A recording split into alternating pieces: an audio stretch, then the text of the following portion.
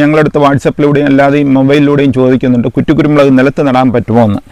കുറ്റിക്കുരുമുളക് നിലത്ത് നടാൻ നല്ല ആദായമുള്ള കൃഷിയാണ്. 50% വെയിൽ കിട്ടുന്ന സ്ഥലങ്ങളിലെല്ലാം കുറ്റിക്കുരുമുളക് കൃഷി ചെയ്യാം. ഓവർ വെയിൽ പാടില്ല.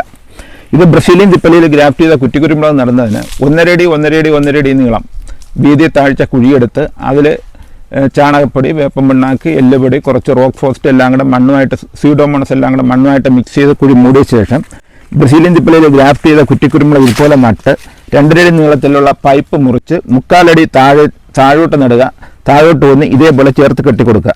എന്നിട്ട് 6 മാസം കൂടുമ്പോഴത്തേക്ക് ഈ കെട്ട് അഴിച്ച് ലൂസ് ചെയ്ത് കെട്ടിക്കൊടുക്കുക, തണ്ട് കനക്കുന്നതനുസരിച്ച്. കുറ്റിക്കുരുമുളക് നട്ട് 1.5 മാസം കഴിഞ്ഞ് തുടങ്ങുമ്പോൾ ചാണകവും കടലപ്പിണ്ണാക്കും കൂടെ പുളിപ്പിച്ച് ഡയല്യൂട്ട് ചെയ്ത് മാസത്തിലൊരിക്കൽ 1 കപ്പ് വീതം ഒഴിച്ചു കൊടുക്കുന്നത് നല്ലതാണ്.